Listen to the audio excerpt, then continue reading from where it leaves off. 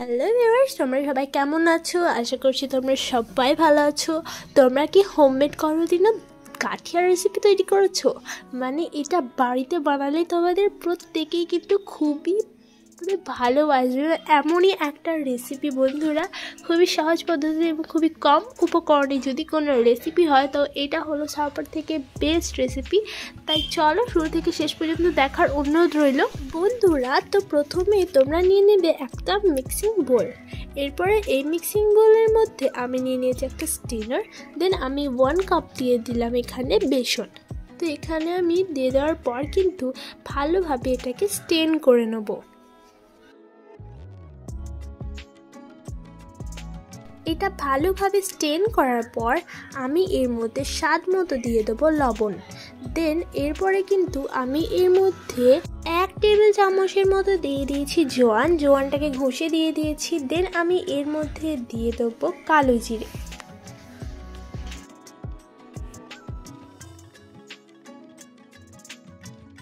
এরপরে সব উপকরণে কিন্তু খুব সুন্দরভাবে মিক্স করে নিয়েছি। কালো জিরেটা নিয়েছি 1/2 টেবিল স্পুন। তো এরপরে কিন্তু আমি একটা স্মুথ ব্যাটার তৈরি করে নেব। তো তার জন্য প্রথমে আমি 4 টেবিল চামচের মতো নিয়ে নিয়েছি তেল।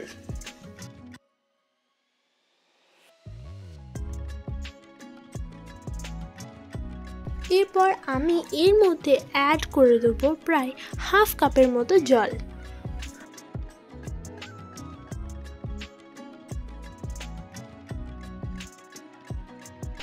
এরপর আমি এর মধ্যে বেকিং সোডা দিয়ে দিলাম প্রায় 1/2 চামচের মতোই। দেন এটার সঙ্গে এটাকে ভালোভাবে কিন্তু মিক্স করতে হবে। আর তোমরা দেখবে যত এটার সঙ্গে এটা মিক্স হচ্ছে তত কিন্তু এর কালারটা কিন্তু পরিবর্তন হচ্ছে।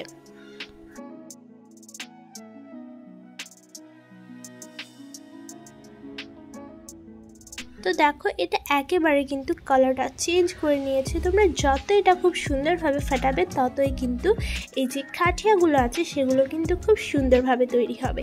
তো দেখতে পাচ্ছ এটা রেডি। তো বন্ধুরা দেন দেখতে পারছো যে এই যে বেসনটার মধ্যে কিন্তু আমি অল্প পরিমাণে ব্যাটারটা দিচ্ছি আর মিক্স করছি।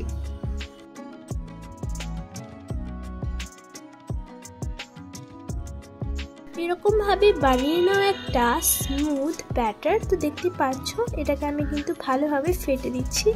এই ফেটার যে কাজটা আছে সেটা কিন্তু খুব সুন্দরভাবে ভালোভাবে করতে হবে।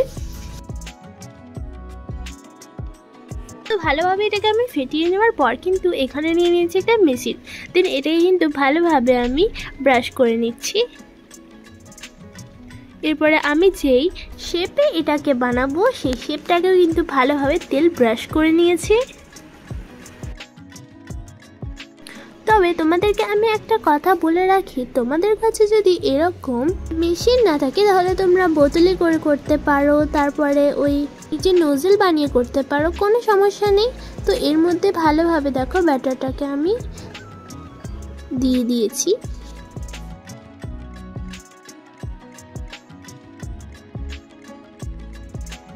এরপর আমি মেশিনের এই যে ঢাকনাটা আছে সেটাকে লাগিয়ে দেবো। তো এটা এবার কিন্তু রেডি। তো দেন এরপরে গ্যাস ওভেনে একটা কড়াই চাপিয়ে এর মধ্যে দিয়ে দিয়েছি তেল। এরপরে আমি ঠিক এরকম ভাবে কিন্তু ছেড়ে দিয়েছি ঠিক রাউন্ড শেপে।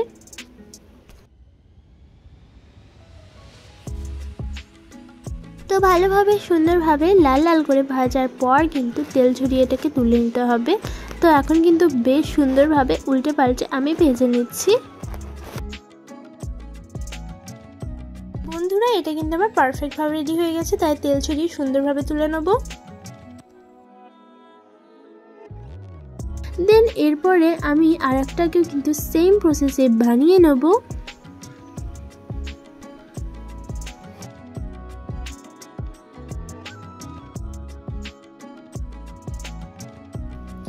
আর দেখতেই পাচ্ছ যে এটা কতটা পরিমাণ ক্রিস্পি হয়েছে, দেখে নিশ্চয়ই বুঝতে পারছো। তো এরপরে কিন্তু এটাকে উল্টে দেবো। এখন কিন্তু আমি এটাকে উল্টে দিলাম। তো এটাই কিন্তু খুব সুন্দরভাবে ভেজে নেব। একেবারে যেটা বললাম লাল লাল করে ভেজে নেব প্রত্যেকটাই কিন্তু। তো সবগুলো লাল লাল করে ভাজার পর কিন্তু এগুলোকে তুলে নিতে হবে তেল ঝরিয়ে বেশ সুন্দর করে। আর একটা বানিয়েও কিন্তু আমি দেখিয়ে দিয়েছি, দেখো এরকমভাবে সবগুলোকে বানিয়ে তুলে নিতে হবে। তো এদিকে দেখতে পাচ্ছ যে আমি সবগুলোকে সেম প্রসেসে বানিয়ে নিয়েছি লাল লাল করে। এরপর এটা ছিল আমার লাস্ট, তাই আমি এটাকে এরকমভাবে তেল ঝরিয়ে তুলে নিলাম। এরপরে সবগুলো গাঠিয়াই কিন্তু আমার রেডি হয়ে গেছে। আর দেখতে পাচ্ছ যে কতটা পরিমাণ মুচমুচে হয়েছে আমাদের এই গাঠিয়াটা। তো অবশ্যই কিন্তু তোমরা এই গাঠিয়াটাকে ট্রাই করে দেখবে, কারণ এটা বেশ সুন্দর লাগে খেতে। এরপর আমি দেখো এটাকে ভেঙে দিচ্ছি।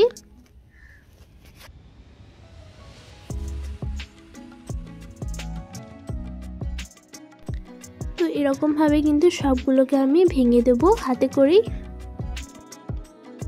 তো এই গাঠিয়ার কিন্তু দেখতে অতটা সুন্দর, খেতে কিন্তু তার থেকেও বেশি সুন্দর, তাই একবার বানানোরও অনুরোধ রইল।